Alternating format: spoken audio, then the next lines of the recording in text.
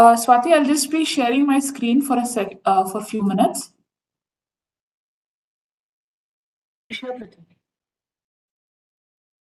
Yeah, so everyone, this is the platform that you need to log into. I'll just put this URL on the chat box. It is infeespringboard.onwingspan.com. Please use the same registered mail ID to log into the WebEx platform as well.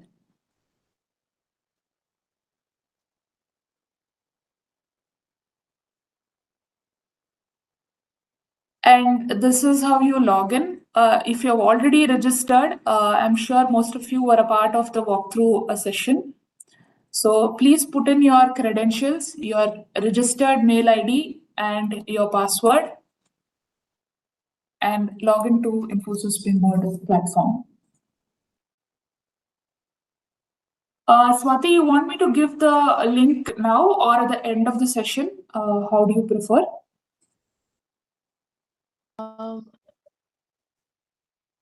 Let's do it at the end, Prithvi. Okay. I guess HerShakti team people have shared the course link as well before. Yeah, Prithvi, we had shared the pre-study link yesterday itself, and going forward after the session, we shall be sharing the another link which has been provided by your team. So, as you want it, if you want us to share it now, we can do it now as well, and if you want it to go after the session, that also can be done. No, we'll do it at the end, ma'am. We'll do Sure, it at the end. Prithvi, noted. Yeah. So all you need to do is get into your profile, which is at the right-hand top circle icon. Go there and click on Edit Profile and ensure your name is correctly set here. Your gender is correctly set. State will be Karnataka. City will be Bangalore. And you just type in the first three letters, that is JOB, and automatically Jobs for Her Foundation, comma, space Bangalore will appear on this drop down menu. So please select that. You don't have to type in the address, it's automatically pops up. Then affiliation can be other, grade you can select according to your discipline, whatever you've studied and finished. Though you have a gap of a couple of years, it doesn't matter. Please put in your grade correctly. Put in your telephone number correctly. In case you forget your credentials, you'll be able to reset it using your mobile number. And channel partner can be omitted, nothing to be selected in the channel partner field. And you can also tick in this box, also register as a volunteer. And as mentioned yesterday, as instructed, whenever you open Infosys Springboard platform, at the same time in the alternate tab, you can open your registered mailbox as well. And then click on Done option. I hope all of you are clear with this.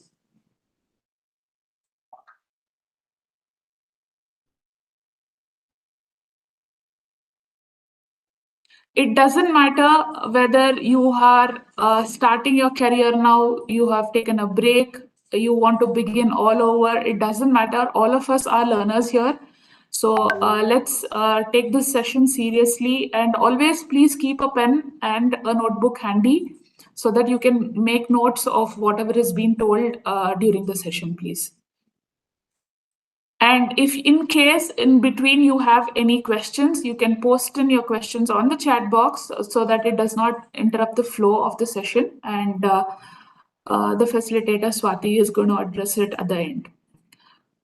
So it's 11:30 and we have around 178 participants. I think we are good to start. I think so too, Prithvi. Yes, let's not. Yes, Avneet? So Yes, you can start. We have already put in the reminder message, and also shall be putting one more time. And in the meanwhile, there will be people still be joining in. So Yes. if we wish to wait for 2 minutes, we can, or else we can proceed.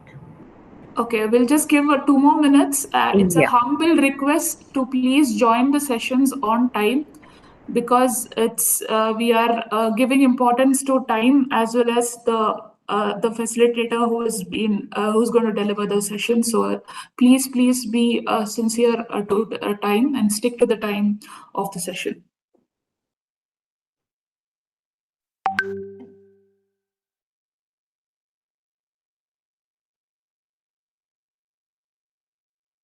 Okay, so Dipanvita, your problem is not yet resolved. Can I ask you to send a one-on-one message to Prithvi in the chat box? You can do that by selecting her name in the drop-down option in the chat in the chat page on the right side. Yes, if you have any issues in with registration or login, you can please leave your message on the chat box. I'll be able to help you. Please leave in your number and as well as your mail ID so that I'll be able to connect with you later. Some of you were telling me that my audio was not clear. So I wanted to check, is my audio better now? I have plugged in the earphones. So hopefully the audio is better. If someone can give me an indication by either, giving me a thumbs up or just letting me know in the chat box. It's good? Okay, great. It's Thank you. perfectly clear, Swati, loud and clear. Yeah. Oh, lovely. Great. All right. So it's 11:32. We've given additional 2 minutes. Thanks everyone for so many thumbs ups and so many responses in the chat box. I love it. So shall we then get started, Prithvi? Yes, Swati. So I have an ACE facilitator from ETA, Swati Bhargava, who's a specialist learning at ETA. ETA stands for Education, Training and Assessment. I personally have been a part of Swati's design thinking sessions, and it's beautiful, and it's an honor to have you, Swati. Thank you so much for accepting the invitation and being a part of this particular program, HerShakti program, brought in by Jobs for Her Foundation, Bangalore. So over to you, and looking forward to learning more on design thinking and what is that we need to ideate on and move on. Fantastic. Thanks so much, Prithvi, and thanks so much for such kind words. All right. So, ladies, first and foremost, a very warm welcome to each and every one of you. I'm extremely excited to be here when Prithvi and another one of our colleagues, Sahana, Avneet would be knowing about Sahana, when they approached me to do the session and I found out who I am being asked to do the session for, I was doubly excited because anything to do with women enablement, women empowerment, upskilling of girls and women, and you will find me somewhere, in that atmosphere, in that ecosystem. So I'm really loving the fact that I get this opportunity, and I'm so happy that Prithvi and our other colleague Sahana thought of me. When they had organized this, organized these sessions with Avneet and team. So great. I'm also seeing a lot of responses. I've been keeping a tag of the chat box over here. And I see a lot of you who are currently working. Then there are some who have taken a career break from 5 months all the way to 8 years and perhaps a little bit more, and for various reasons, right? But I also see a lot to do with personal reasons as being a primary caregiver, right? All right, great. So let me quickly introduce myself a little bit. I know Prithvi has so kindly done that, but let me quickly introduce myself to tell you, how I fit into the larger scheme of things at Infosys. So like Prithvi very rightfully said, ETA at Infosys, we are over 3 lakh employees, and we have a unit that is ETA, Education, Training and Assessment. Education, Training and Assessment is roughly a 850 strong employee unit where we support the entire company in terms of our skilling and our upskilling, right, of what we do. Now, because Infosys is primarily an IT company, most of our trainings are technical trainings, right? Across multiple languages. Those of us who are techies would know what I'm talking about. Then there is one track that handles the behavioral skills, the soft skills, the professional skills training of the employees. And we conduct sessions, that is the entire ETA also conducts sessions, not just for the internal employees, but also our clients and our partners. And in this relationship, this is where Springboard came into play a few years back. And that is the core team that Prithvi belongs to, right? Now, why am I here, right? I am here because I belong to the track that handles the behavioral soft skills and professional skills training, right? So I belong to the track called Learning and Development track. You'll see it mentioned over here at the bottom half of the slide, which says ETA L&D, right? And I'm the learning anchor for some of our key units, business units, and some of our key business accounts, and also some of our key learning milestone programs, right? So that's a little bit about, that is the reason why I am here with all of you today to talk about a concept that is very close to the Infoscian philosophy of doing business and of interacting with our stakeholders, whether they are internal or whether they are external, right? And that philosophy, that concept is design thinking. Now, a quick few requests from my side. Okay, Geeta, thanks for that.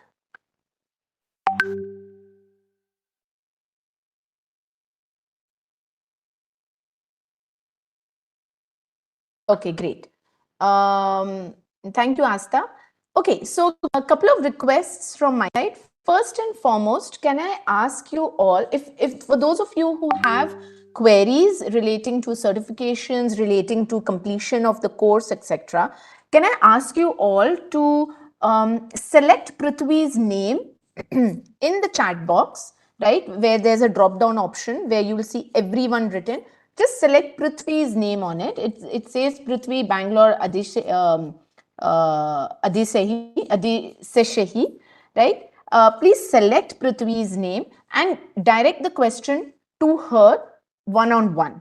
The reason I'm asking you to do that is so that those of us who don't have this query and it has nothing to do with design thinking content will not get distracted. All right, so that is my first request. My second request is please make this into as conversational and interactive a session as possible. Due to auditory reasons, you're all muted, but that doesn't mean that we cannot interact. I would love to know your perspective through the chat box. So please go ahead and do that. Now, from my side, at any point, if for example, you want to speak, right? So I will be able to give you that option to unmute yourself and you can go ahead and speak. But how do you want to speak is when you indicate to me by raising your hand. So I know that, someone wants to speak and I pause at a logical point and invite you to unmute yourself. All right, I hope that makes sense. And the third request is to keep the conversation going and interactive. I would request you all to use the emoticons, right? All the reactions. So your thumbs ups, like for example, the thumbs up or a smiley or a not such a smiley face or a heart or, whatever it is, right? Any of these reactions, all right? So that I know where we are at, what is the pulse of the entire group, right? So, so that is, those are my few requests, all right? Great. So with this, let's get started on design thinking. Okay, Prithvi has already put that down over there in the chat box. Great. Thank you, Prithvi, for that.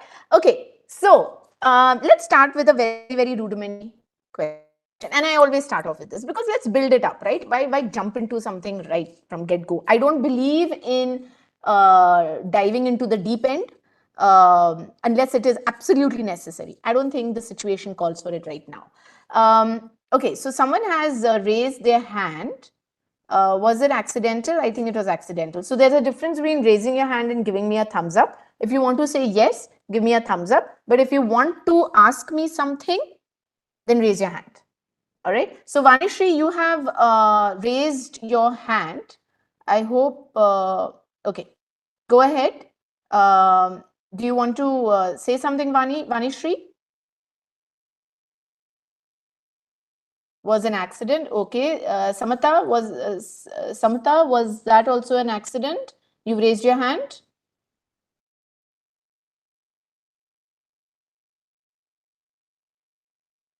Okay, maybe that was an accident. All right, so let's get started. First question to all of you. Have you heard of design thinking, and do you know what it is? So how many of you have heard of design thinking? If you have not, give me a thumbs down. If you have, give me a thumbs up, or say give a yes or a no. Okay, if you're giving me a hands up instead of a thumbs up, then that's confusing. So I'm getting lots of thumbs downs. I'm also getting a lot of thumbs ups. And I'm getting a lot of yeses and a lot of nos. Okay, Vani Chala has raised her hand. Is that accidental, or do you want to unmute and say something? Kadantahi as well. Kadandati Harika. So if you want to give me a thumbs up, please give me a thumbs up. If you want to say something, then raise your hand. Okay, that was accidental. So a lot of no's. Have idea now about it. So you have some idea, heard about it, but do not know what it actually is. All right, Tasneem. Gitanjali got the details yesterday, but completed the course. Okay, okay, okay. So some of us have just the theoretical knowledge. Okay, lot of no's here. Okay, fine. Okay, Kavita knows an older version of design thinking. All right, thanks, Sarah. Okay, went through the pre-learning link. All right, great. Okay, fine. Lots of responses coming in. Lovely. Thank you so much. All right, now Sarah says that it is design thinking is all about improving the design of a product to fit the needs of the area. Okay, Pooja cannot hear me. Is Pooja the only one who cannot hear me? I don't think so. I think everyone else can hear me. Hi, Pooja.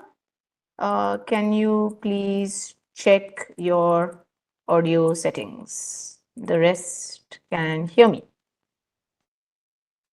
Okay, audible. There was something that someone was saying. I'm curious to know how it is practiced in the real world and how much of it is practically possible. All right, Geeta, we'll get to that for sure.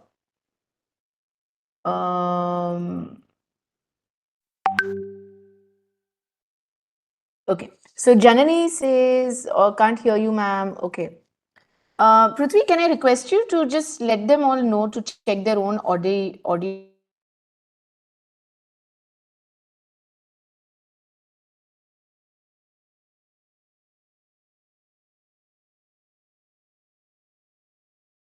Thank you, thank you. Okay, someone said articulating customer needs in terms of design. Okay, yes, very close to what it really is.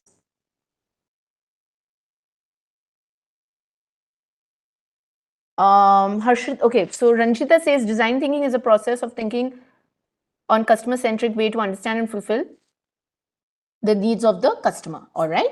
Harshita says design thinking is understanding the customer's problem, identifying those problems and giving solutions and making a prototype. Okay. Kavita says that from the pre-reading material, what I learned is it's an approach where the customer is the king. Okay. Nimita says customer-centric approach to cater to customer needs. All right.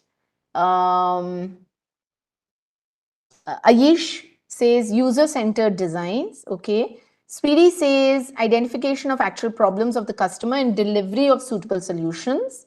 All right. Prajakta says it's a problem-solving approach. Absolutely right, Prajakta. It is a problem-solving approach. Chandana says thinking from the customer's needs. Okay. Mansi says it's about creating product service according to a customer's perspective. Ashima says collaboration between the user and designer. Anuja says modern approach for creating the perfect development process. And Nicola says customer-centric approach to get innovative solutions for customer satisfaction. All right. Swati, my namesake, says customer-centric approach. Yes, it is. Hemlata says design thinking is a collaboration between designers and users. Okay. Pooja, okay. Jofi says thinking on the customers, thinking from the customer's perspective. Okay. Geeta says empathizing with the customer and developing tailored solutions. Planning, DT is a customer focused approach for the business to solve problems in a creative way. Okay, Shweta. Nupur says it is an iterative process in which we understand users. Yes. Automation of the something that resolves some design, that resolves some problem. Okay. To understand the customer opinion and exact problem, it is based on empathy mapping, design and understanding customer requirements, identifying customer needs, find ideas and problem solutions, brainstorming, designing a product according to customer requirement, understanding a customer's problem from their side, customer-centric approach to understand the product and design. I think it's almost all combined answers. It's a non-linear process which focuses on the collaboration between designers and users. Absolutely. Getting into the mind of the customer, thinking as a customer. Dipanvita says DT is a problem-solving method centered around understanding the user's needs, creating ideas, iterating, empathizing, defining, ideating, prototyping, testing. It's flexible, it's iterative. Optimization, human-centric. Okay, now based on all these responses, I want to know, why are we having a design thinking session? Everyone knows everything. Everyone knows it.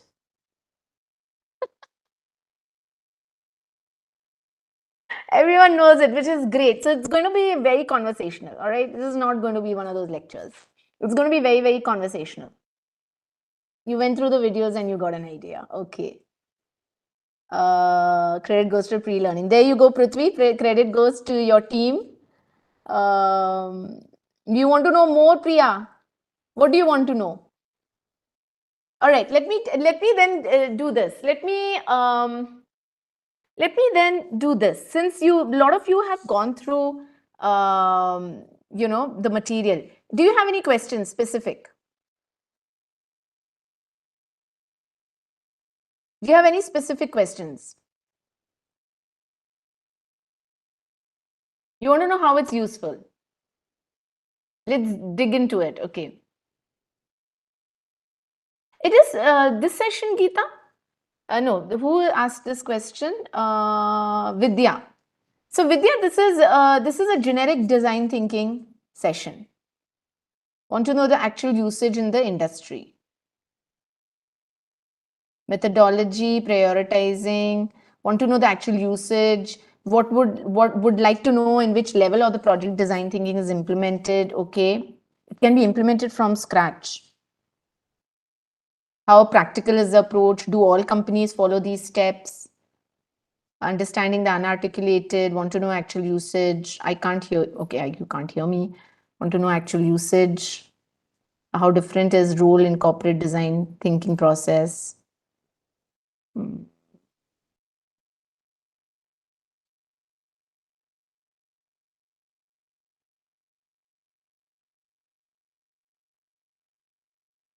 So Nibita, it can be used in any format, whether it's product or service.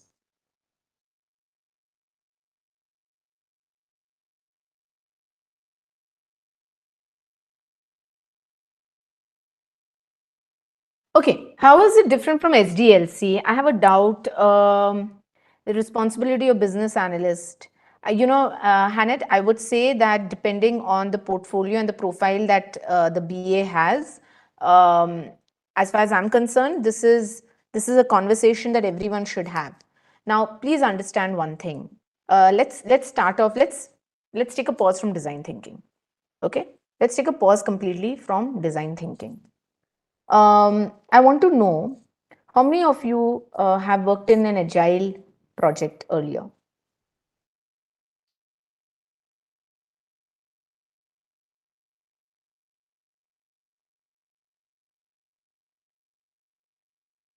Monica, are you giving me a thumbs up or did you want to say something?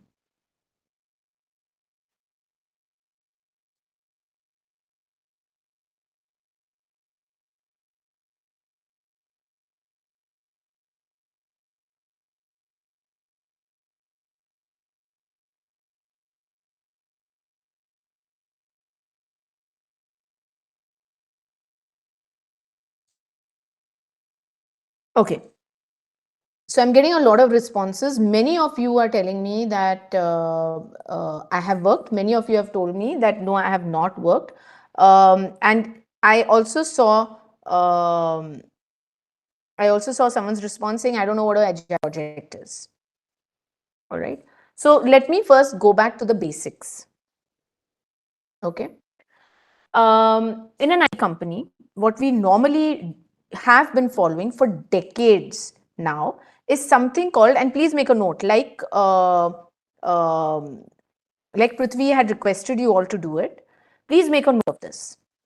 Okay. Um, for decades across um, IT companies. Okay, so there is a lot of. Are you copy pasting from somewhere, Dipanvita? Because what's happening here is there is so much of content being shared, I'm not able to see people's responses.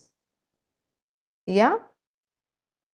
And I would like to make sure that those who don't come from technical background, like Sri Devi, who comes from banking background, and someone else as well, uh, don't get lost in all of this. All right. So if you're copy pasting from somewhere, then can I request you not to do that?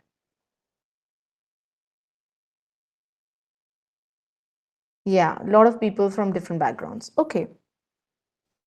Um, so in an IT company like Wipro, Infosys, TCS, Cognizant, all of it, right? Yeah, it's all new to you. All right, Savita. So listen carefully, okay? Because I'm going really right down to the basics right now. The job is what? Job is to create software, right? Job is to create software technology platforms so that our clients, they can be insurance clients, they can be telecom industries, they can be banking industries, they can be data analysis companies, right? They can be companies like PwC, Ernst and Young, right? They can be manufacturing companies like Toshiba, like a Toyota, like an Audi. They can be telecom companies like Apple. They can be apparel manufacturing companies like Nike and Adidas, right? We have clients like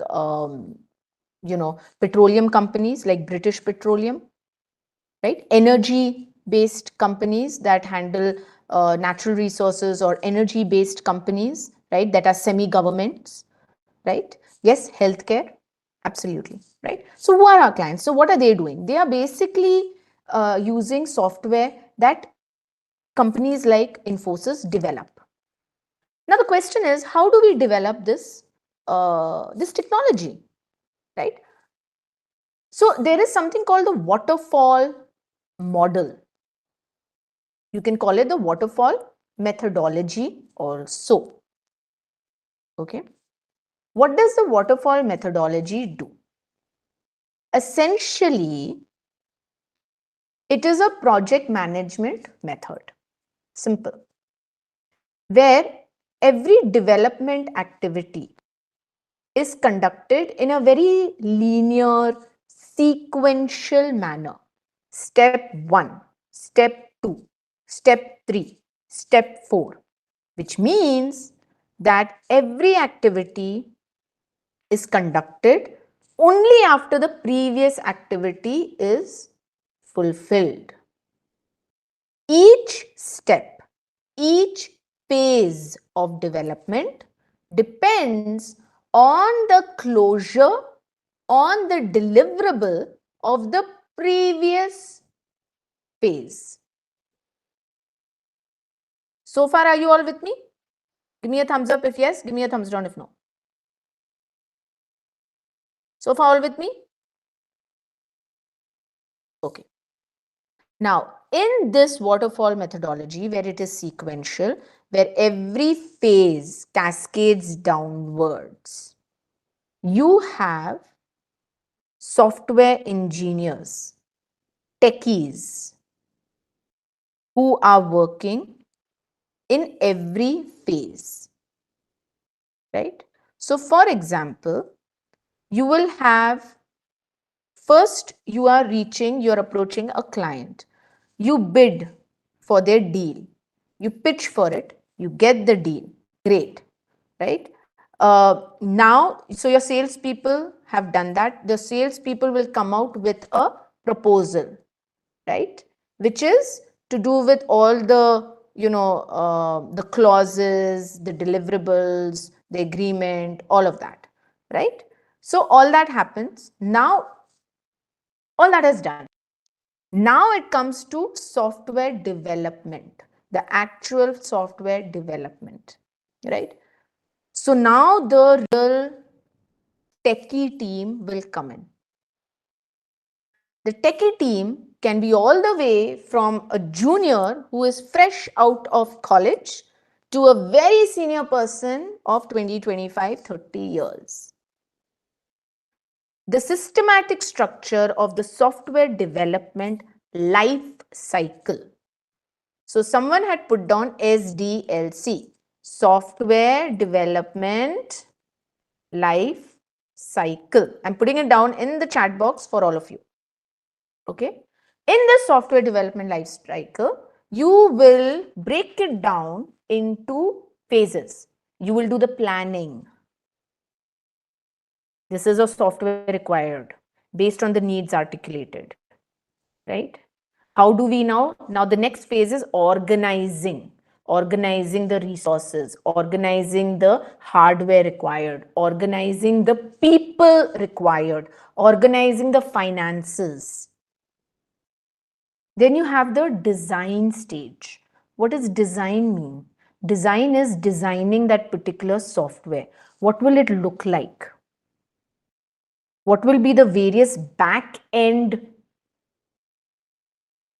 coding that needs to be done so that the UI, the users, what you finally see on the screen in front of you while you are working away on your laptop or on your desktop in your company, whether you're sitting in Toyota, whether you're sitting in I don't know, IDFC Bank, whether you're sitting in,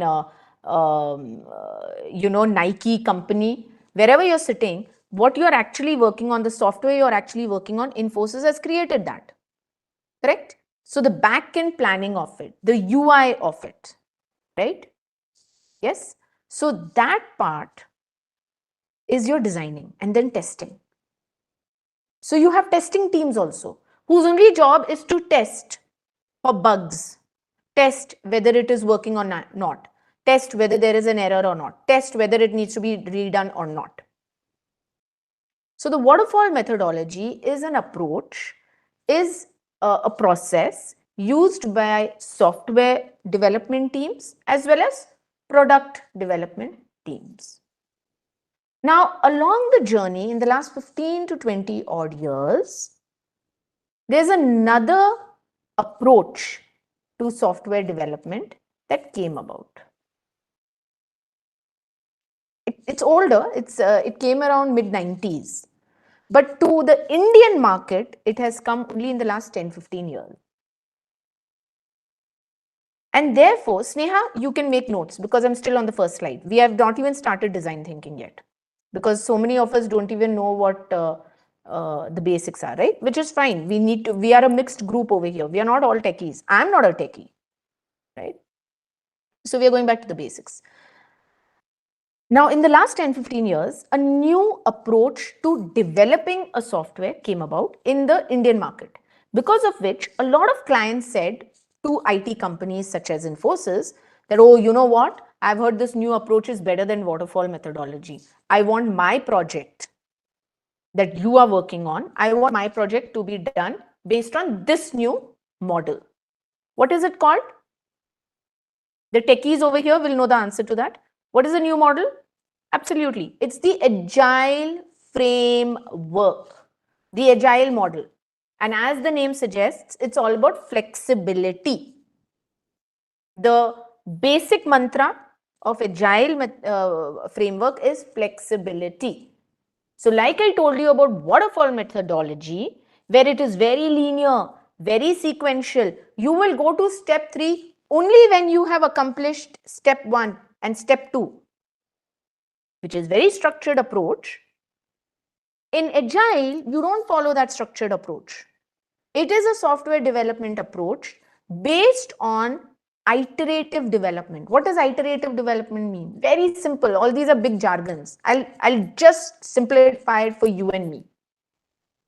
For the techies, it's not required because it's part of the jargon. But for the non-techies that we are, right? Let me simplify it. It's all about ideation creation, ideas, right? And with every idea that you propose, you try to develop that idea a little bit more, see whether will be successful or it will be failing very fast. And if it fails very fast, the good news is you didn't reach the end, no? And then you did not do a demo or you did not show a prototype to the client, where then the client is telling you, actually, this is a failure because it's not going to work. You did not match the requirements I had laid out. In Agile, the moment we come up with an idea, we work on it a little bit, we immediately touch base with the client and say, hey, you know what, this is what we've come up with to resolve your requirement or to fulfill your need. This is what you are working with. Do you think this would in some form fulfill your need or your requirement?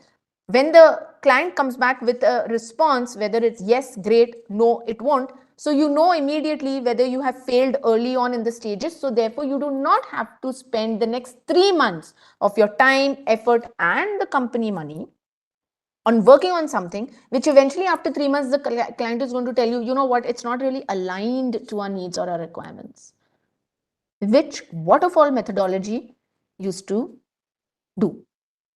So in waterfall methodology, the downside was that it is only at the end of the entire software development life cycle is when we will go to our client and showcase as a prototype. See, this is a prototype we have created that will fulfill your requirements, your tech requirements. And that is when, after 9 months, 12 months, 13 months of development work, is when the client will turn around and say, you know what, some of it is okay, but many of these aspects are not fulfilling our requirement. So a good 6 to 7 months of work and of people invested in that project used to go for a toss. Agile came in to mitigate those issues. It came in to break the tasks into smaller parts and to minimize the project risk.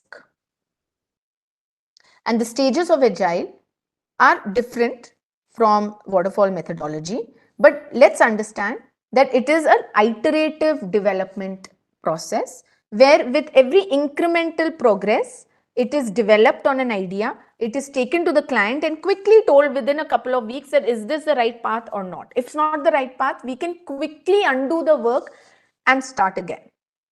Over a period of time, this has worked out to be a much better and a more accurate approach to fulfilling client needs and requirements, more flexible in its nature. And in waterfall methodology, typically you would see in an IT company that it is a senior manager, senior leadership who is in more touch with the client, more frequent touch bases.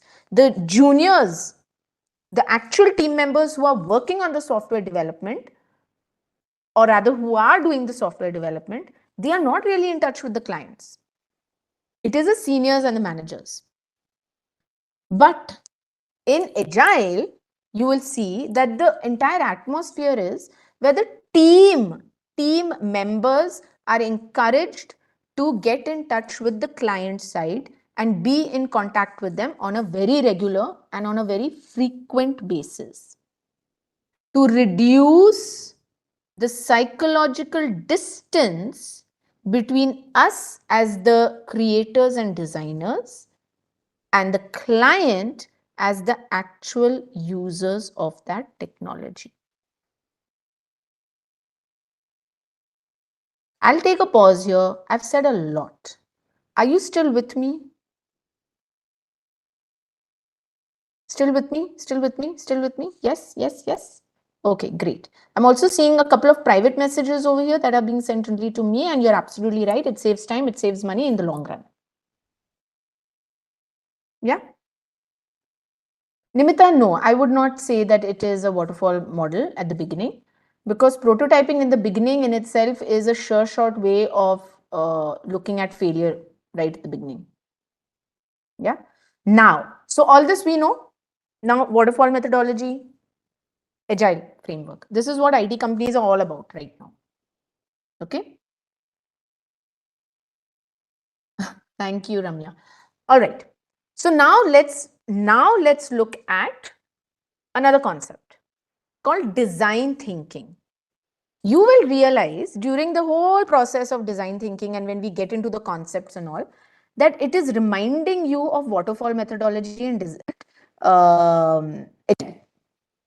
where you will find a lot of similarity between the agile framework and design thinking. That's it. You will find a lot of similarity between agile framework and design thinking over a period of the next 1 hour, less than 1 hour. All right. So first, let me tell you why design thinking became such a big deal for Infosys.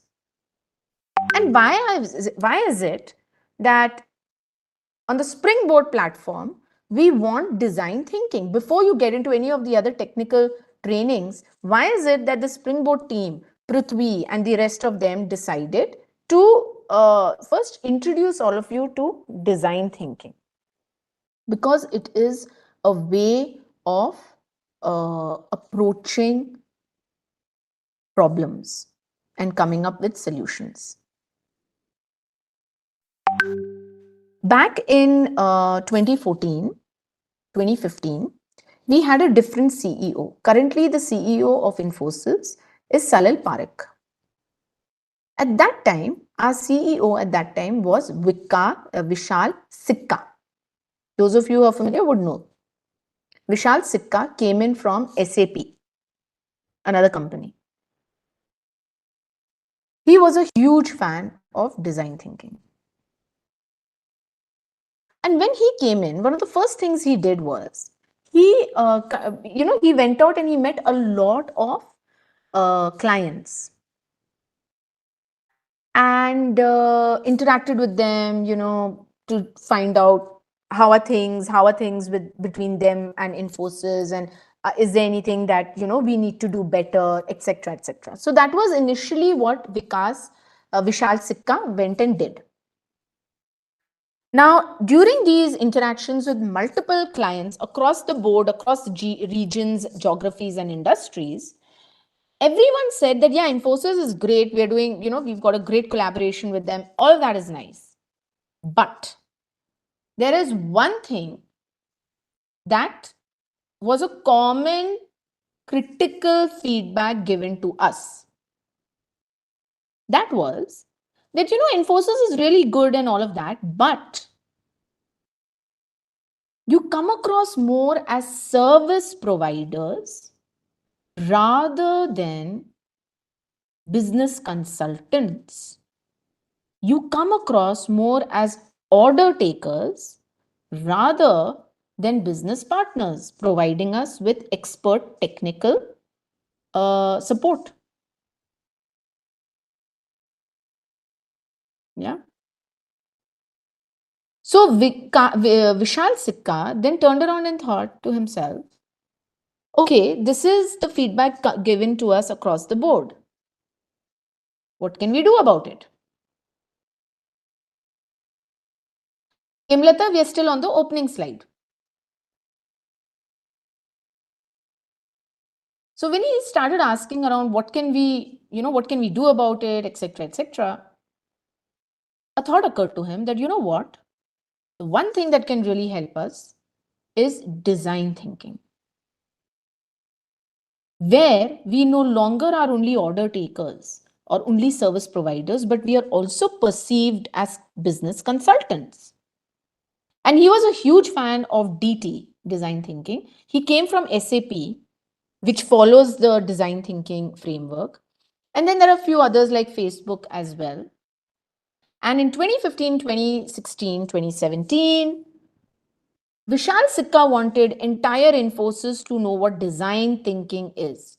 So literally, the ETA, learning and development track members, were traveling across the country, traveling outside of the country to other locations where Infosys employees were based.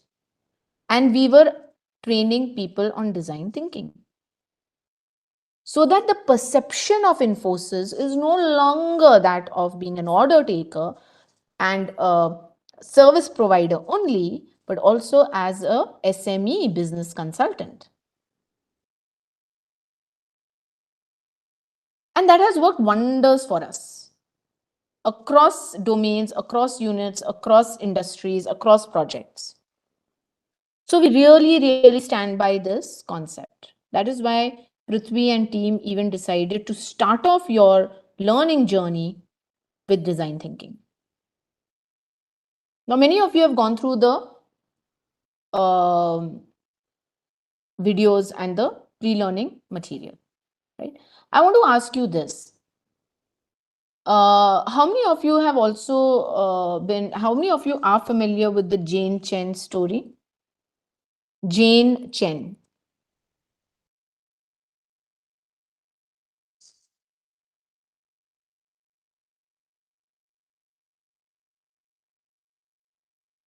Okay, not familiar with Jane Chen? Okay, how about Doug Dietz? I'm putting it down in the chat box. Doug Dietz?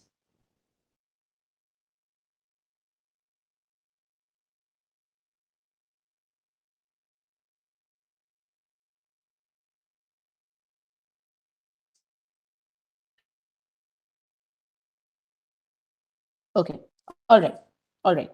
Many of you asked what is the application of design thinking in an actual, in a project, or where does it come in the SDLC? Which stage of SDLC, software development lifecycle? Which stage of SDLC does design thinking come in from?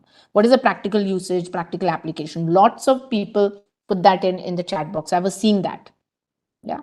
Now let's talk about the application of design thinking and how it is actually.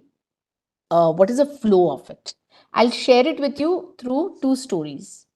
Please remember, this is not a storytelling session. This is a design thinking session.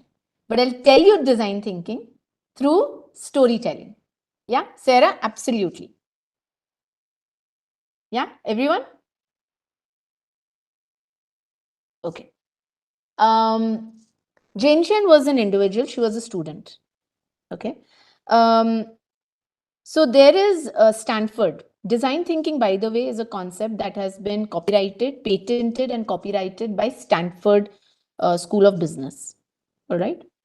And Infosys, some of our senior leaders are certified directly by Stanford University. And then then the Stanford professors came to Infosys and conducted training for many of us, certified many of us at our Mysore office many years back. Again, when Vishal Sikka was the CEO. Now, at that time, few years before that, there is Stanford Business School has a design school called D Design. Okay. And the students at D Design sometimes do internships. And in one of the companies that they did internships, it's called IDEO. The company's name is IDEO, IDEO. It's based in California. IDEO at that time, and it still is, one of the biggest, topmost, most renowned design thinking companies that comes up with very innovative, creative solutions for a need, requirement, or a problem that a client can come to them with. And the client may be across geographies, across regions, across industries. IDEO is very well reputed to come up with out of the box thinking, very innovative and creative solutions. Now, about 14-15 years back, there was this individual by the name of Jane Chen, who was a student, who was an intern, and she was working with a team. They were a team of 4 people. 2 of them, I'm very proud to say, are Indian origin students. At that time, Jane Chen and her group were asked to work on a problem statement that was given to them. The problem statement that they were given as interns was, how can we reduce the death rate of premature babies in developing countries? Is everyone clear with the problem statement? How can we reduce the death rate of premature babies in developing countries? Okay. Therefore, my first question to all of you is, can you quickly tell me how will you define a premature baby? How will you define a premature baby? Anshu, you have raised your hand. Did you want to say something?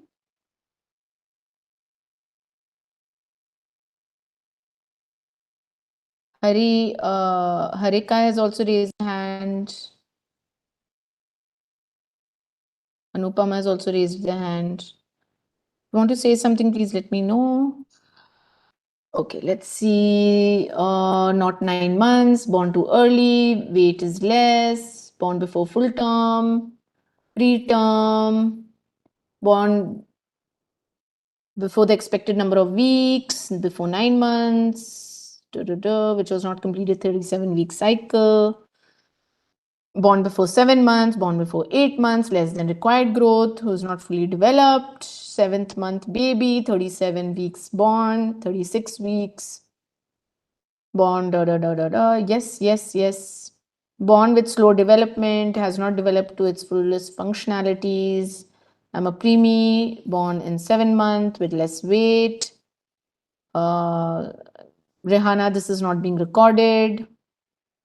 Underdeveloped, before fully formed, less nutrition, baby, okay. Has been developed before gaining full strength. Okay, fine. All right, so almost all of you have gotten this correctly. Almost all of you. Any child who is born less than 36, 37 weeks, any child born less than 34, 35 weeks, child can be 6 months old, right? Within the 6th month delivery time during the gestational period of the woman, could be 6.5, right? So a fetus that is was there in the mother's uterus for 24 weeks, 28 weeks, 22 weeks, right? Any baby born before the 36th week, so anywhere from 30, 32, 33, even lesser, is a premature baby. We've established that. Now tell me one thing. Why is it that when a premature baby is born, everyone is very nervous? Why is the medical faculty very anxious and nervous? Why is it a high risk pregnancy? Why is the family not happy? What is happening there? What is the reason? Survive possibilities are less. Why, Aisha? They're delicate. Why are they delicate? Why can they not live in a normal environment? Why are they underweight? Organs are not fully developed. Very good. Chances of survival are not good. Gestational diabetes, that could have been the cause of why there was premature baby. Vital organs are not fully developed. Okay, great. So we are on the right path here. Tell me one thing. In the baby's body, the fetus, while the baby is still in the mother's uterus, it's called what? It's called a fetus. So what is the last system that is developed in the fetus before the baby is considered full-term baby? Absolutely right. It is a respiratory system that is developed at the end. And in the respiratory system also, it is the lungs, the internal organ which is formed at the very end is the lungs. right? So a baby, after you cross the 36th week, by then ideally, the fetus should be fully formed, which includes the lungs, right? Now, that has not happened. Therefore, one issue is breathing. Now, can you tell me what is the other issue? Baby that is born less than 36 weeks, less than 30 weeks, less than 32 weeks. What is the other issue that is very visible? Weight. Absolutely, Aish Khanam, right? Absolutely, Madhuri. It is the weight. Absolutely, Krishnaveni. They are underweight. So, in a full-term baby, we'll see all that fat on them, no? Very cute, very chubby, very sweet looking, so cute, so adorable. That fat to us is great, great. Oh, wow, what a chubby little baby, how sweet. But for the baby's very survival, that fat is required. Why? Why is the fat required? Why do they need that certain amount of fat? Absolutely right, Shubha. Absolutely right, Nimita. It is to regulate the body temperature of the baby. That is why any of us during gestational period, those of us who have been biological mothers would know that if we end up getting fever, cold, cough, we can, the one of the biggest worries is during pregnancy is that the woman should not end up with high fever. Other than other illnesses, one thing is that she shouldn't have high fever because her body temperature is going to impact the fetus's body temperature, which is then going to impact the fetal development, right? So the child needs a certain body temperature to maintain itself and to be healthy. The second thing, of course, is lungs are only not developed. So how will it breathe? What is going to help? For a premature baby, what is that one device that the medical that a hospital can give? Absolutely right. It's an incubator. Correct? So an incubator will provide you with oxygen if oxygen is really required. In many cases, you will see that there's no oxygen mask put on the baby, right? Baby is able to breathe, which is great. But the other thing is that there's also a temperature controlled incubator, right? Which the baby actually needs. So what did Jane Chen and her team think? That, oh, incubator. Currently, incubators are costing around 20,000 US dollars. Okay. Now tell me one thing, for a developing country, right?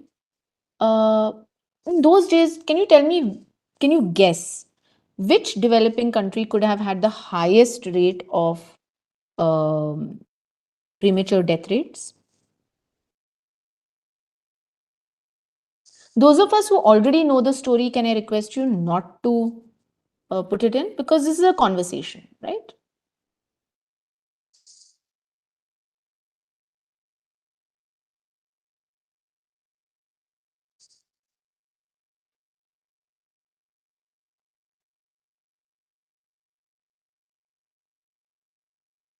Okay, India, China, America, the US. Is it us or the US? Bangladesh, Africa. African countries, yes, there are many of them, that's true. Nepal, China again, Nepal, the US, maybe the country who discovered an incubator. Okay, Afghanistan, okay, Japan or China. Japan is not a developing country. It's one of the top 5, top 6 GDPs. It has the top 5, top 6 GDP. It's not a developing country. It is a developed country. Might be India. Okay. So those of us who are guessing and guessed Nepal are correct.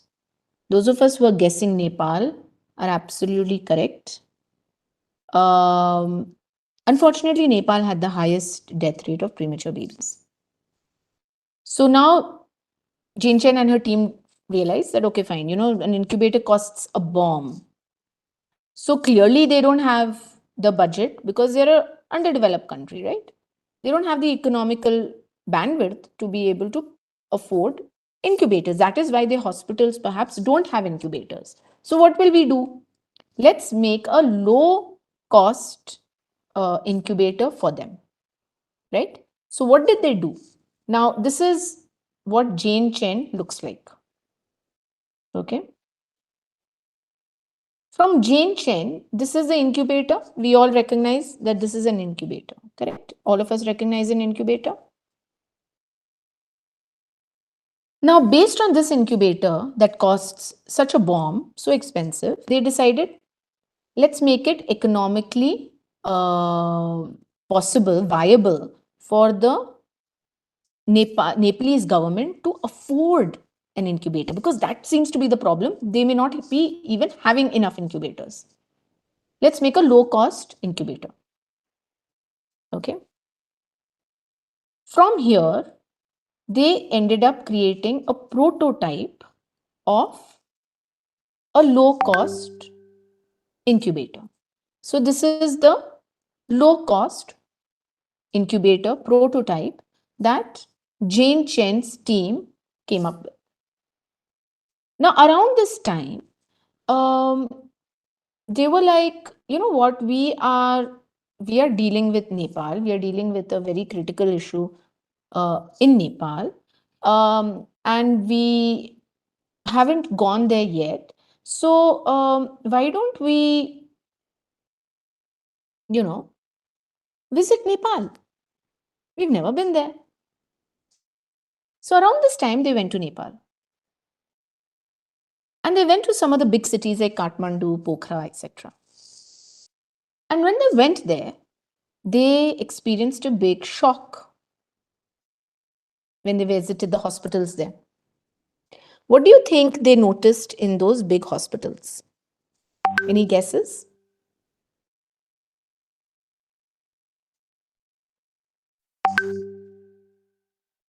Okay, electricity, unhygienic environment, no incubators, lack of continuous power, cost of incubator, very much technology equipment, very might be there having very much high technology equipment, climate, space, NICU, no facility, lack of doctors, infra space, low staff, minimal medical facilities, basic medical facilities, midwife delivery, shortage of staff.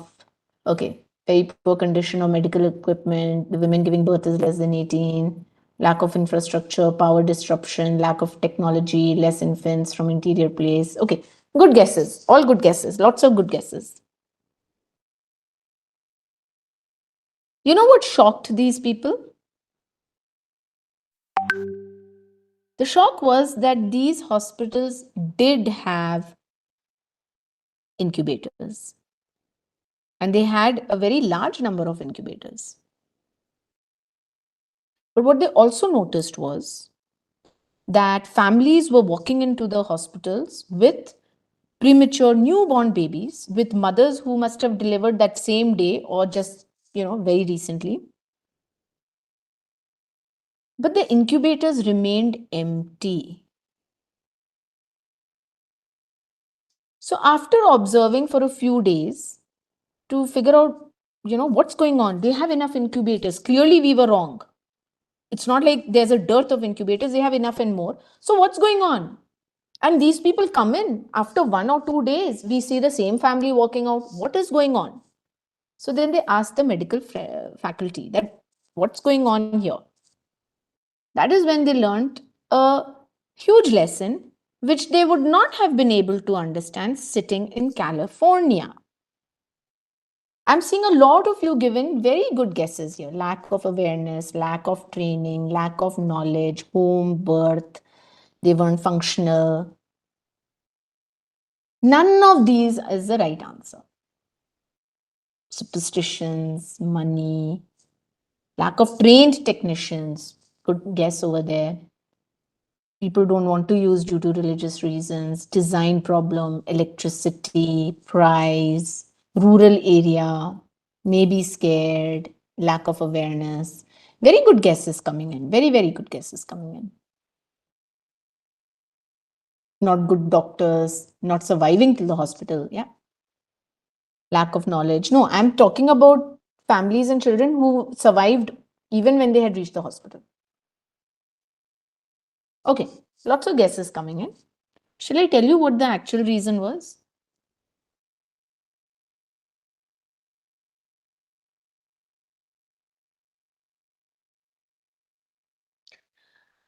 Almost all of the folks who came in with their premature babies were daily wage earners, which means that they were farmers working in farmlands, which were minimum 2 to 3 days away from the big hospitals. Often, they would have to travel for 2 to 3 days to even reach the hospital after the woman has delivered her baby. Often, the woman would be traveling that same day after delivering her baby, or just perhaps a day later.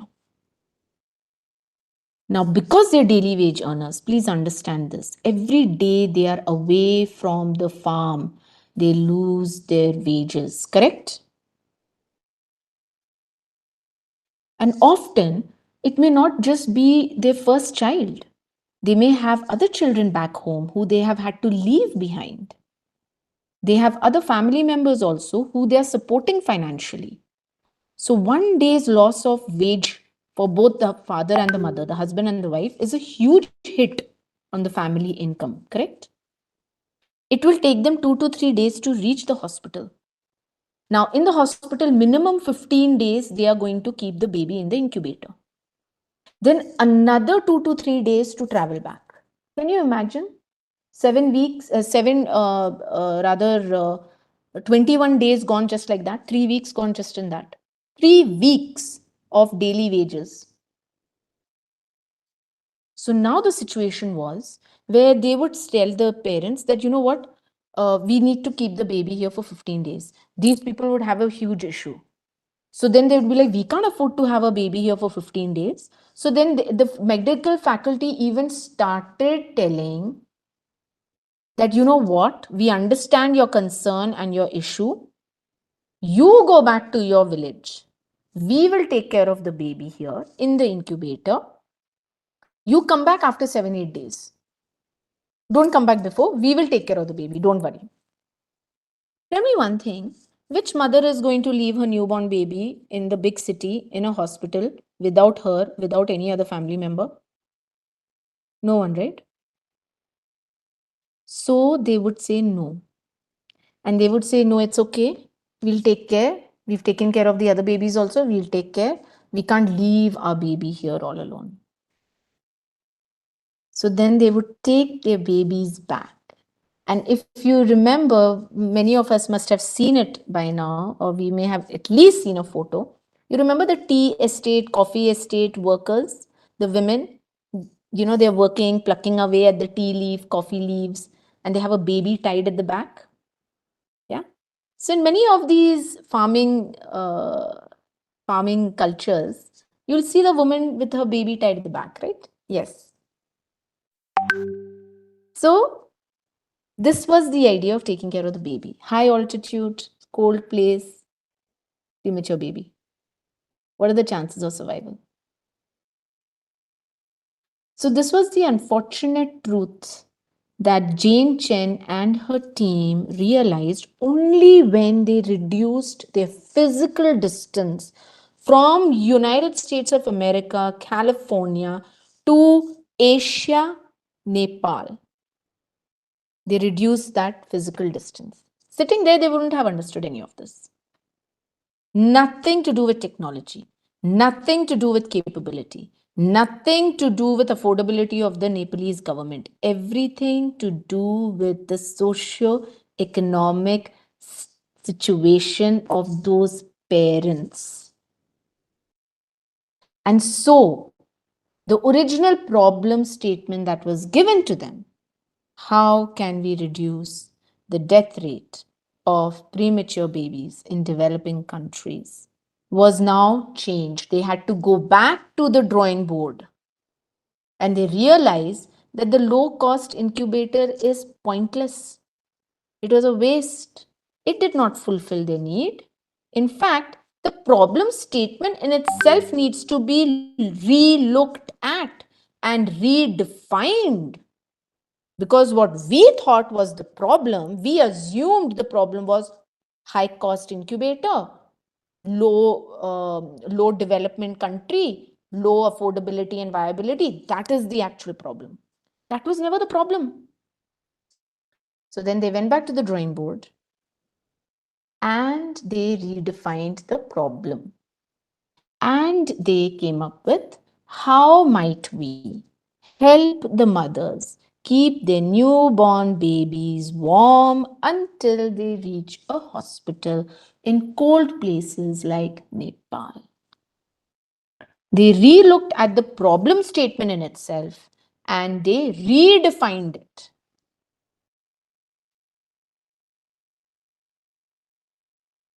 On redefining it, they came up with a second prototype, which is a very cute prototype. Can anyone quickly guess what the second prototype may have been? Absolutely right. An infant warmer, Himlata. They came up with this. So don't cheat, Himlata, because then you're taking away the fun for everybody else. But thanks for being honest about the fact that you cheated. Otherwise, we might as well stop the session and you go to Google and you do the whole thing. You go through the whole thing on Google. There is no point of Prithvi and I to do the session for you guys. So this is a paraffin lined baby bag is what they were calling it. How do you use this paraffin lined baby bag? Very simple. You heat it, I mean, without the baby inside, of course. You heat the baby bag and it remains to a certain temperature for about 4 hours. Yeah. And you place the baby inside, and it will sustain for about 4 hours, the temperature. Okay. But it turns out that this prototype, when they tested it amongst parents with premature babies, this prototype also ended up being a failure. Can anyone tell me why you think this particular baby bag ended up being a failure? The prototype. Okay, skin allergy, it was costly because they were traveling for days, the money. But ma'am, this is also like reaching the hospital, but the problem is still there. Only 4 hours warm, they have to travel 3 to 4 days, required frequently, not affordable, heating up issue, need to feed in between, temperature difference, not consistent, size, no temperature control, doesn't solve breathing issue, where to reheat after 4 hours, breathing problem. You know, you have very good guesses. I have to tell you, you have very good guesses.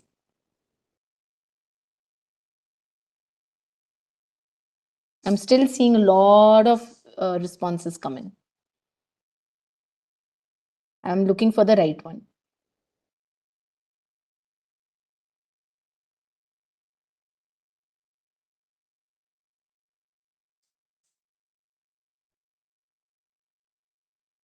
Okay, let me ask you this. I read all the responses.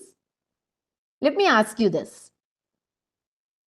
How many of us, we've all seen babies sleep, no? When babies sleep, their fingers twitch, their feet twitch. It looks so cute, no?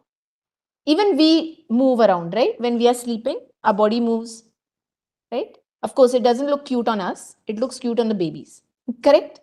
The feet twitching, the body twitching, yeah, hand moving around. Yeah, looks cute. Can you see the body twitching in this baby back?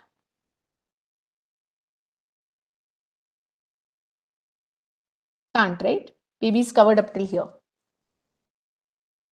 How many of us have gone 3-4 times in the middle of the night and put a finger in front of the nostril to check whether your baby is breathing? How many of you have done it? Give me a thumbs up. Yeah. How many of you have gone and you are in the habit, or you used to be in the habit of putting your hand on the chest of the baby to see whether the baby's chest is rising?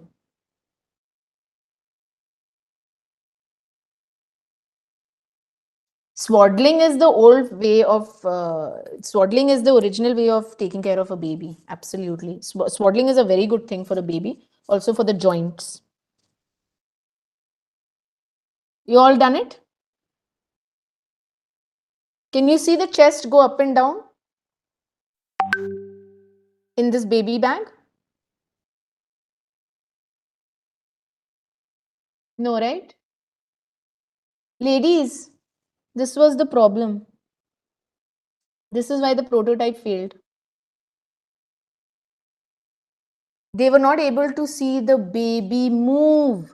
That sense of emotional assurance was not provided to the parents. So the parents every half an hour would remove the baby from the baby sling to check whether the baby is okay. Tell me one thing, is that conducive to using this paraffin line baby warmer? Does it help? If you're going to remove the baby every half an hour to check, is the baby breathing? Is the baby okay? Is the baby alive? No, right? That is why it failed. Again, did it have anything to do with technology? No. Did it have anything to do with cost?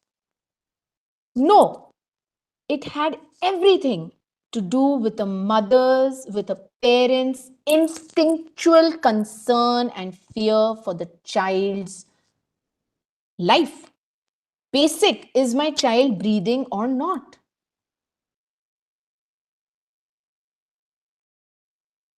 Emotions, absolutely right, Ankita.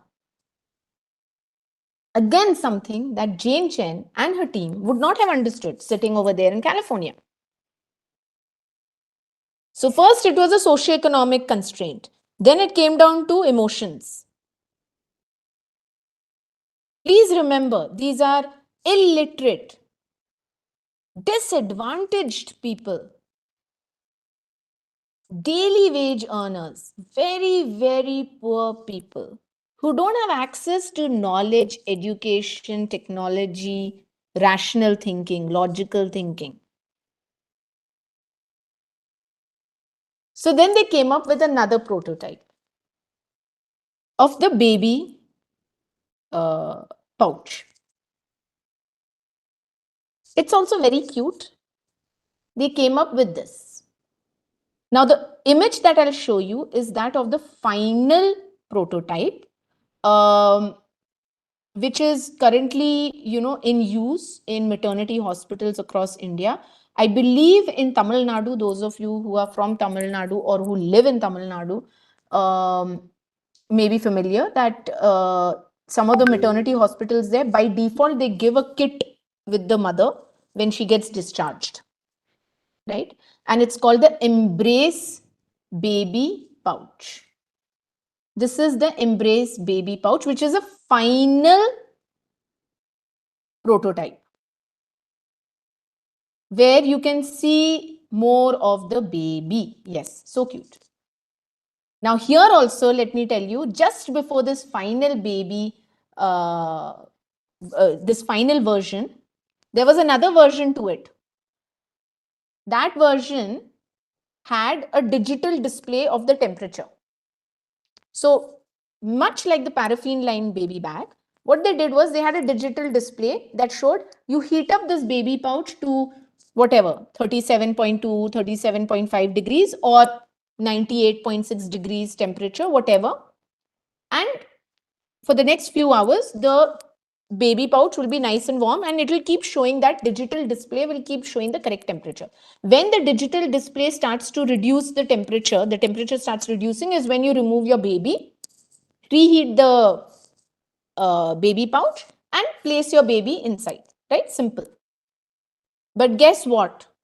That version of the Embrace baby pouch, the previous version of the Embrace baby pouch with the digital display, was again not working. Can anyone tell me why? Any guesses? Any quick guesses? battery, charger, cost, knowledge. It's a purely cultural mindset.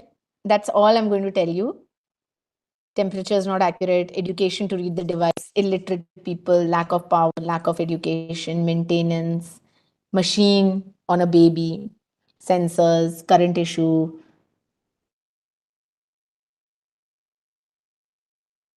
Hygiene facts, no trust,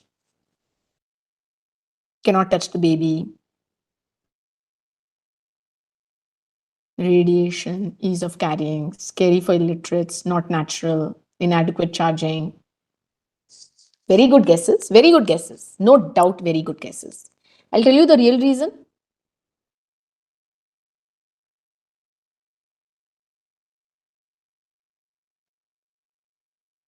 The real reason. So, how many of us know at least one person in our life, or maybe that person is, you yourself, where you get fever, cold, cough, and you go to the doctor, you get a prescription for 7 days. I know a couple of us over here are medicos over here. You get the prescription for 7 days medicine. You take medicine religiously for 3 to 4 days. After that, you stop. How many of you know at least one person in your life like that? Why? Because temperature is no more there. The cough is also under control. Cold is also under control. I can work. I can function better. I don't need 7 days. 7 days antibiotics. My God, these Western medicine people, they don't know anything. It is too much for the body. I don't need 7 days. 3 4 days is enough. See, I'm already better. I have no fever. Right? Same thing was happening here, my friends. Remember, you are dealing with illiterate, very, very uneducated people. For them, 98.6%, 37.2%, my God, my baby will burn. It's too hot. 31 degrees is fine. So they would heat up the baby embrace pouch till 31 degrees. Digital display is showing 31 degrees. This is enough. I will put my baby inside. So what will Jane Chen and her team do? They do not have the scope to go and educate and start teaching these people coming from small villages, backward villages. So they said, you know what? Forget the digital display. It is a psychological impact, digital display. Let's remove the digital display. There will be no visual reference to any numbers that will scare the parents. We'll just put green and red light. Green light means correct temperature. Red light means temperature has started reducing. Let's just remove it. So after removing the digital display is the final prototype that you can see on the screen in front of you without the digital display. They took this version of the prototype to a very, very remote and a very, very poor village in Maharashtra at that time in India. In Maharashtra, there was this one village that had the lowest literacy rate, and unfortunately the highest death rate of babies. So they took the embrace pouch there, and it was a huge success. I'll share a photo with you of Jane Chen with a family, where you can see this lady Kirti. She has used the embrace baby pouch for her baby weighing 1.6 kilos only. And then finally, after the successful usage of this baby pouch, how the little baby, now you can see all cute, chubby, fat, golu molu, really sweet, right? So this is one of the success stories of how design thinking can be applied. Design thinking, my friends, is all about reducing the psychological distance between you as the creator, as the designer of a service, of a product, of a technology, of a software, and the end user of that service, of that product, of that technology. How do you reduce the psychological distance between you and your end user? If you come from a teaching background, how are you going to reduce the psychological distance between you and your student? Whether that student is a college going kid, whether that student is a business student with 5 years of work experience, whether that student is an 8th grader, how are you going to do that? So at Infosys, we call it the zero distance. You reduce the psychological distance between you as an Infosian and the end user of that technology that you have created. Zero distance goes hand in hand with design thinking approach. So the design thinking approach in a nutshell is made up of 5 constructs, 5 phases, 5 stages, whatever you want to call it. Stanford Business School says the 5 constructs of design thinking. Folks, I am not responding to each and every comment in the chat box, but I am reading each and every comment, okay? In the interest of time, I'm not able to respond to each and every one of them. So Radhika, it completely depends on you, your timelines, the contract. I will bring in, now I'll remind you of waterfall methodology and the agile framework. And I will show you a particular slide that will remind you of waterfall methodology and agile framework. I'm just going to let you just take about 30 seconds. Look at the first part, incremental innovation. Look at that chart. Only the left side, incremental innovation, look at it properly. After you look at it properly, then you move to impactful innovation and look at that entire cyclical structure. I'll give you 30 seconds to go through it.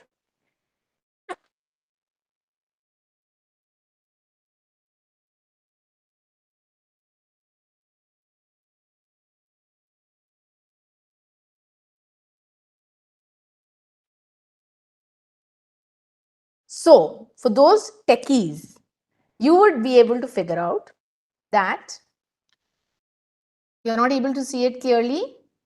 Okay, let me see if I can increase it. Yeah. So for those of us, the techies, the left hand is your waterfall methodology. And the right side is your agile. Yes, correct. So you can see the parallel understanding, right? The parallel philosophy. Now the 5 constructs of design thinking. The first one is your empathy. How can you put yourself in the shoes of your stakeholder, your partner, your client, the person on the other side of the table?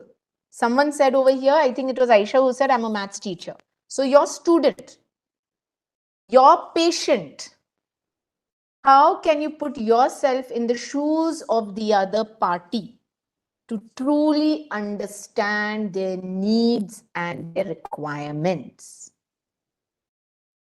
Based on that, you define the problem statement. Instead of first assuming something to be a problem statement, you then, after having conversations with those people, with the other party, is when you define a problem statement.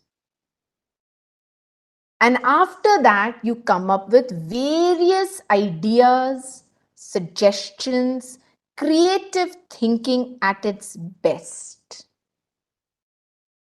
Based on the ideas that you and your team collectively brainstorm on, you then come up with prototypes. types. Remember, around the prototype testing stage, you may realize that the problem that you defined needs to be re-looked at and possibly redefined. And so you start off with another round of empathy conversations, possibly, and then you come up with another set of ideations, possibly, so that you are able to come up with a second, third version of a prototype. Remember, the closer you are to your client, your customer, your patient, your student, more interactions you have, lesser is the psychological distance, and the faster you figure out that the approach I'm taking is wrong, I should immediately step back rather than spending weeks and months in a certain direction. Absolutely right, Kavita. The private messages that I'm getting, I'm seeing those as well, but because you've sent them to me privately, I'm not taking your name out because you've sent them to me privately. All right. Absolutely right, Kavita. And during this process, there is one other thing that I would encourage you all to consider. They are the 3 attributes of design thinking. So what you saw right now is the 5 constructs of design thinking: empathy, define, possibly redefine, ideate, prototype, and testing. 3 attributes that support the design thinking problem solving approach are these. Again, I'll give you a moment to just look at this.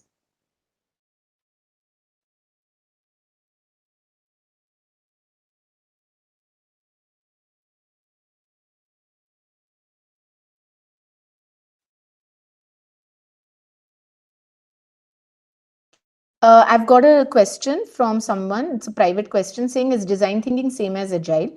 Design thinking is a problem solving approach which you can apply in any industry, in any form, right?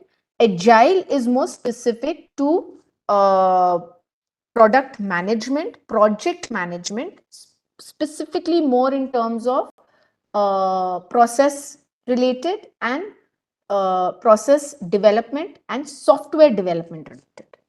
Design thinking is an overarching approach. Agile is more specific to certain areas. The 3 primary attributes of design thinking are desirability, which means, if you're taking notes, please make a note. Desirability is essentially your client, your customer, the other party's needs and requirements, and how well are your ideas, your solutions, your proposals, how well are they able to fulfill those desires, those requirements, those needs. The second attribute is feasibility. Feasibility in simple language means how practical is this solution that I am proposing to my client, the third party, the patient, the user, my student, whoever. Is it practically possible to come up with this solution? Do I have the budget? Do I have the required skilled people to work on this solution? Do we have the required time to create and deliver this solution? All the practical aspects. So how feasible is this proposal or these 2-3 solutions? The third attribute is viability. Does it make business sense? Is it going to benefit the other party financially?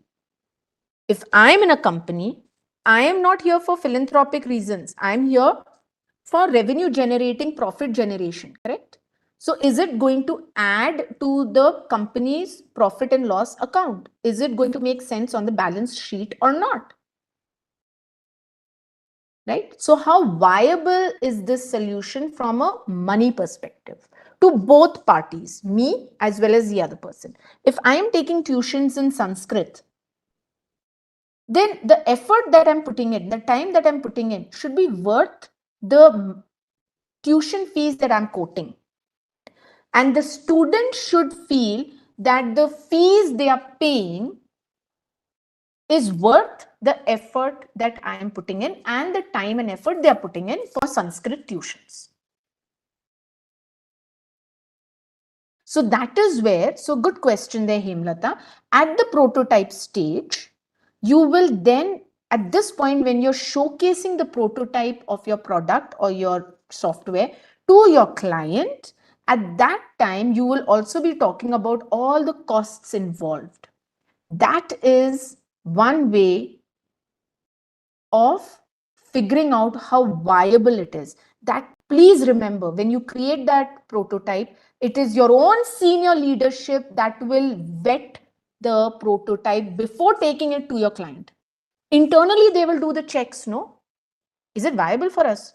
We can come up with it, but does it make business sense? How many people are we going to require to come up with this software? How many weeks? How many months? We have to pay so and so number of people, so and so amount of salary every month. We are getting billed by the client. Then we have outside vendors and suppliers also to whom that we have to pay. Eventually, what is our revenue margin? All that they will decide during prototype if you come up with a prototype of a solution. It's only at that time is when you'll figure out by your senior leadership whether it is a viable solution or not. I hope that answers the question, Hemlata.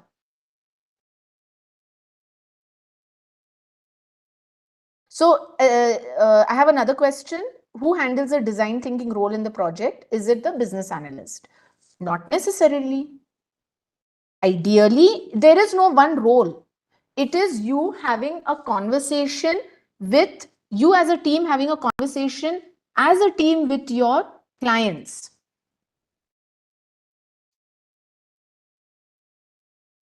Yeah, one person, the business analyst, can take the lead on that. But ideally, it should be the larger team trying to reduce the psychological distance between them as a team and the client's team, the other side. So Geeta, the desirability attribute is all about your client's desire, your client's need, requirement, the solution, the ideation that you have come up with. Is it able to fulfill that or not? Simple.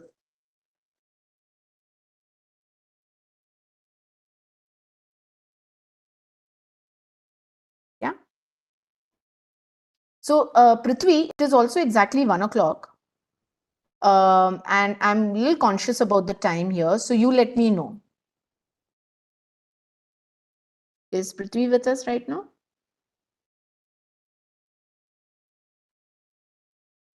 Swati, I'm here.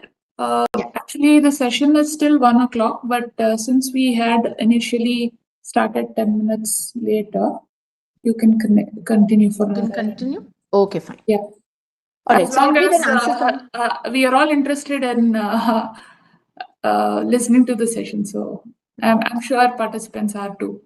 Sure. Yeah. So I'm seeing some questions. Mansi, so is it a project management team involved in DT? Yes, absolutely they are, Mansi. In fact, I'll tell you how a DT workshop is conducted, and perhaps that will answer some of the other questions as well. Yeah.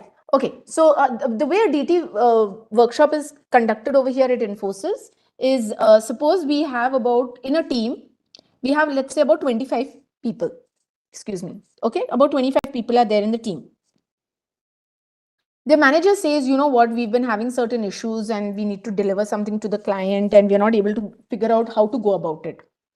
And some of our team members also don't seem to be very clear as to what the deliverable is. What is the requirement? What kind of software are we developing and what will be the designing of it? Fine. So they on their own, the business unit will come to us, the learning and development track, with certain pain points, certain issues, certain problem statements. We will bring them in and we will first break them into smaller groups of 5, let's say. Now, each one from the project, they know who they are working for, what is their client, which industry the client is in, what is the core business of the client, who are their competitors, right? They have also been given an outline of the requirements of the client, right? So this is the knowledge they have come with.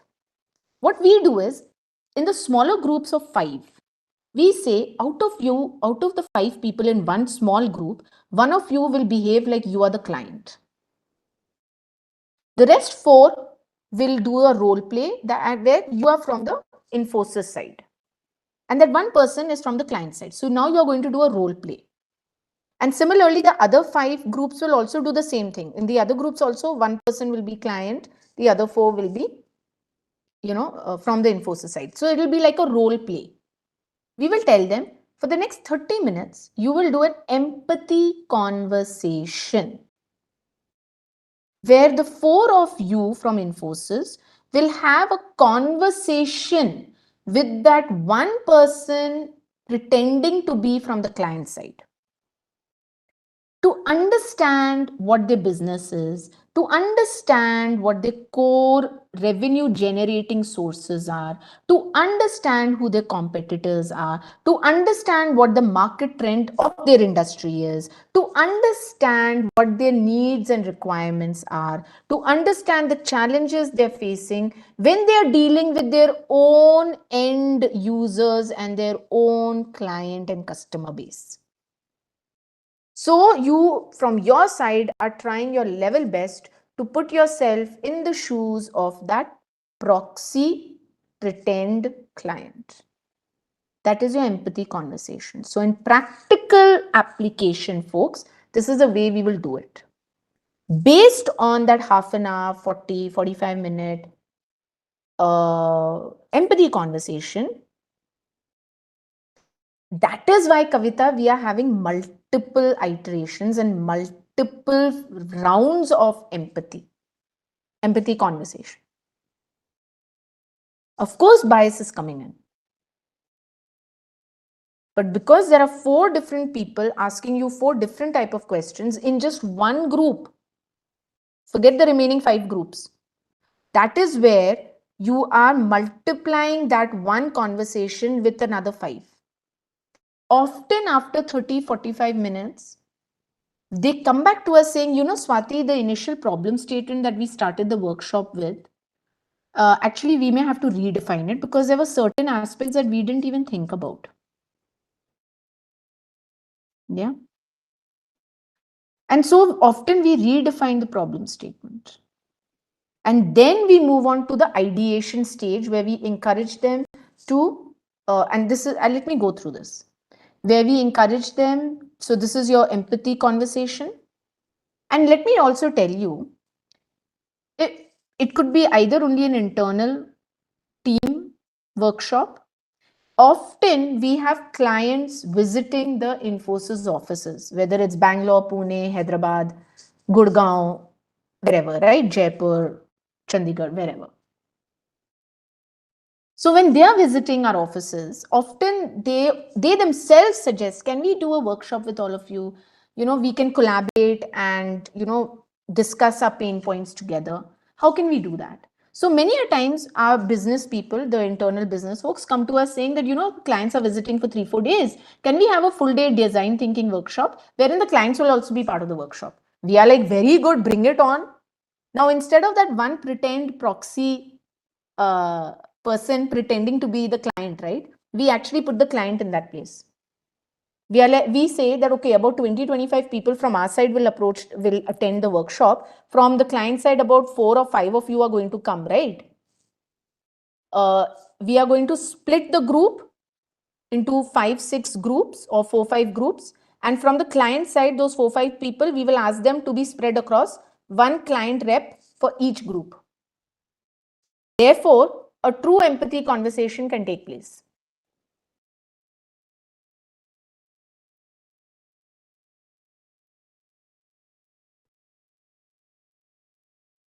Yeah, making sense?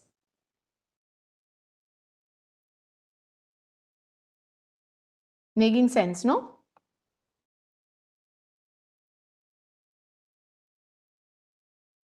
Geeta, you can absolutely do that. You know what? A lot of people also argue that agile framework is a far more smaller, detailed version of the waterfall methodology. A lot of people argue with that also. And there's a part of me that agrees also to that. Yes, Hemlata, any problem statement can have a design thinking approach to it. You need not use all the 5 constructs. You can use only some of them. So I'll quickly go through this. This is your empathize stage. This is your defining stage where you may have to redefine. Okay. Thank you, Suvita, but we've not recorded this session. But I believe the content is all available on the Springboard platform. The third stage is your ideation stage. Okay. Brainstorming, visualizing, coming up with all kinds of wild, wacky ideas. Videhi, the way I will look at it is, agile is a very specific approach for software development. The phases involved in that are, there are certain values which are similar to design thinking. One of the values is empathy and having transparent communication. But not all the values of agile are the same as design thinking. But yes, definitely some of the phases and stages are similar. You know, like the sprint, right? Like the sprint review, right? It is very similar to your ideation and prototype, if you look at it, Videhi. The sprint review and in agile and the ideation and the prototype. Yeah. So this is your third stage of ideation. And we suggest don't write down list of ideas. Please never do that. Don't make a list of ideas in text.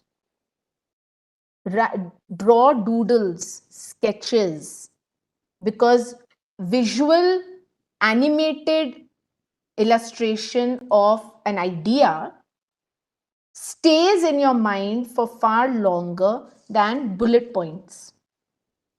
So at Infosys, we never ask you to make a list of your ideas during ideation stage. We ask you to draw sketches and, doodling.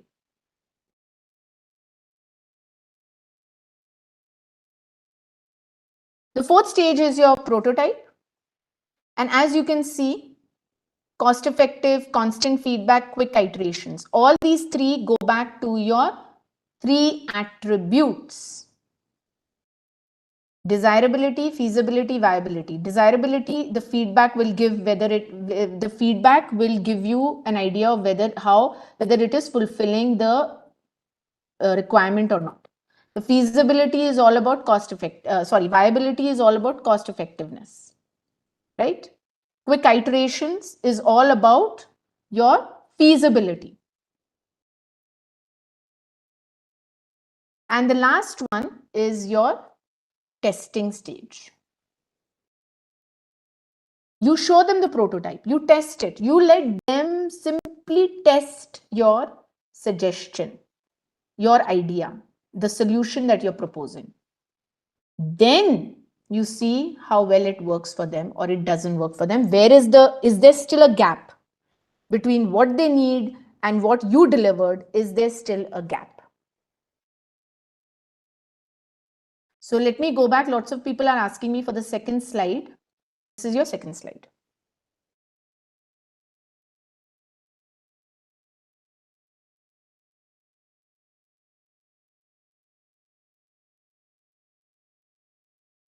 So with this, we have come to the end of the design thinking session. Ladies, I really hope that, in fact, we've taken 16 minutes beyond 1 o'clock. So I really, really hope that you have been able to get some insights about what design thinking is, and how it can be applied in the real world context.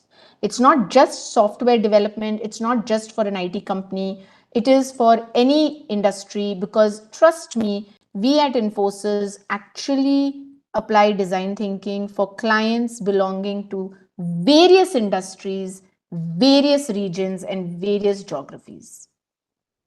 All right. Thank you, sweetie. Thank you, Tejashwini. Thank you so much. Thanks, Swati Bhargava. It was a really amazing session. As I introduced you, an ACE facilitator from ETA, thank you so much for facilitating the session to the participants on design thinking. So it's a human-centered approach that will help us identify the real problems or the opportunities to find solutions and understand if it is worth finding solutions or not. So this is what is design thinking all about. I'll also share the link that you can refer to, which is on Infosys Springboard. Quickly, I'll just share my screen and show you how you can get to that link.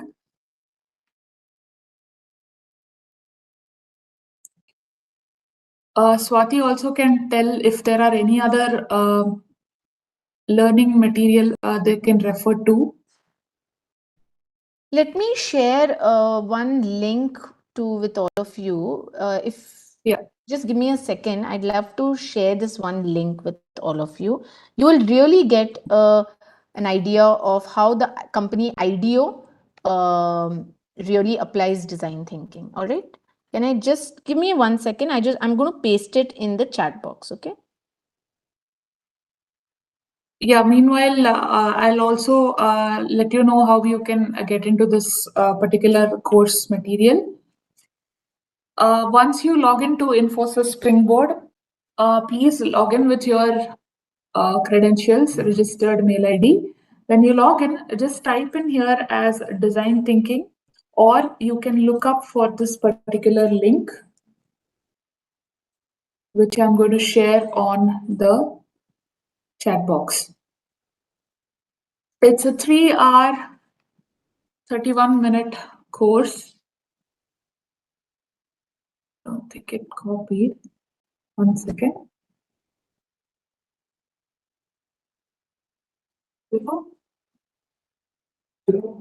Yeah, this is a 3-hour, 31-minute course. Whatever Swati Bhargava has explained so far, with examples and why and how we need to use this approach, and what are the 5 constructs of design thinking, how do we apply it to the project, everything is mentioned here.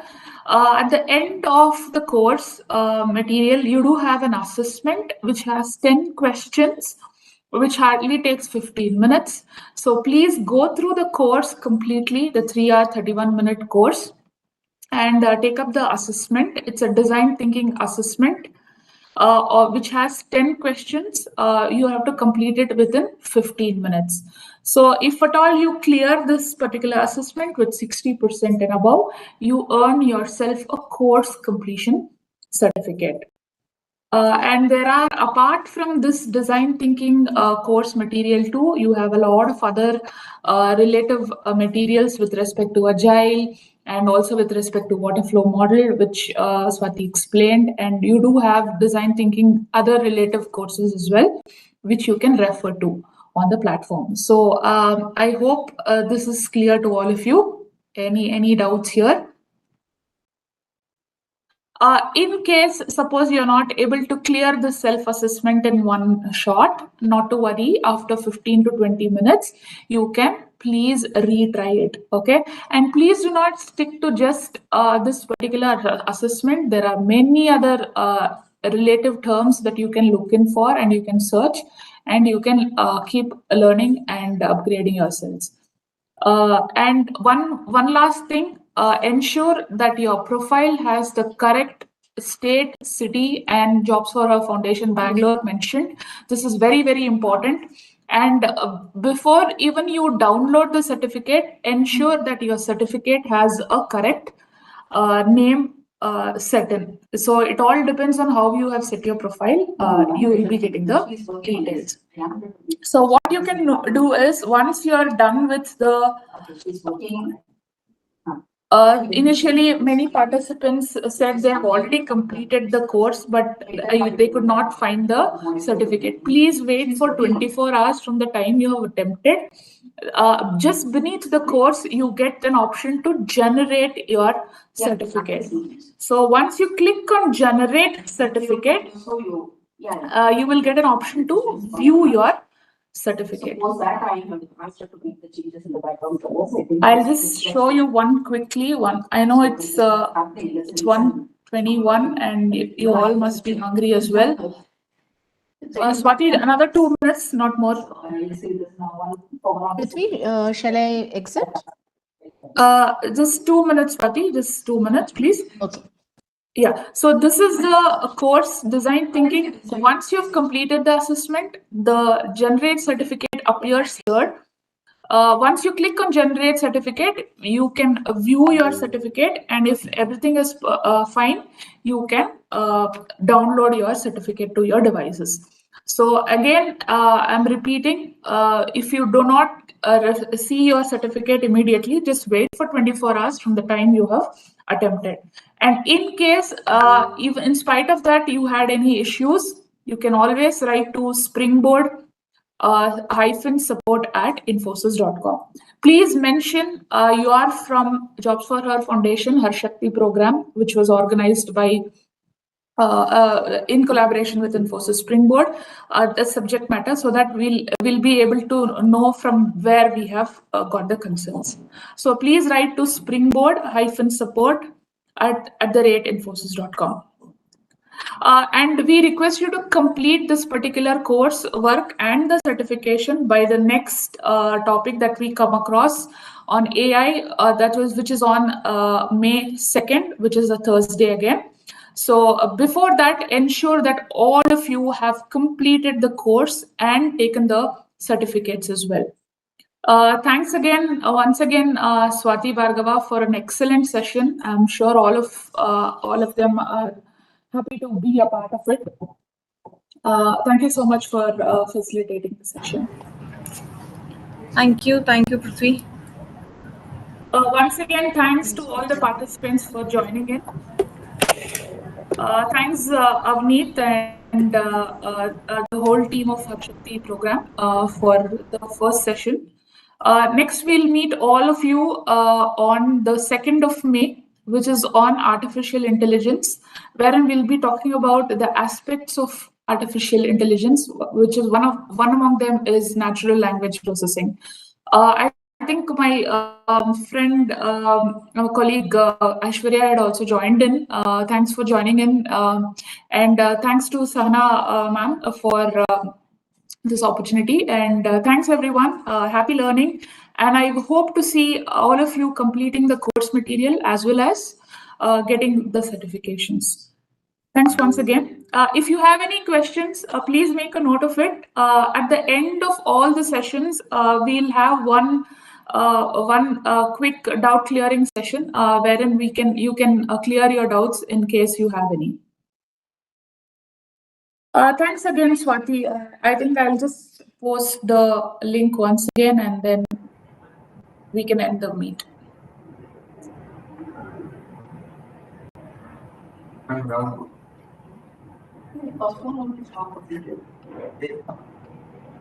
Thank you, Prithvi. Thank you so much. And to the participants, we shall be sharing all the links which have been shared by Prithvi right here in the chat box. Also, for the next pre-study links will also be shared with you all very soon. Yes, any terminologies that has been used here, you're unaware of it, just type in the terminology here in the search box. You'll get relative materials regarding the same. And also, if you want to learn anything apart from what was told today, you're free to do so as well. I'll post the link one last time. The same link will be shared again by HerShakti and team as well. Just looking for design thinking, which is of 3 hours, 31 minutes, a beginner level course from Infosys Wingspan.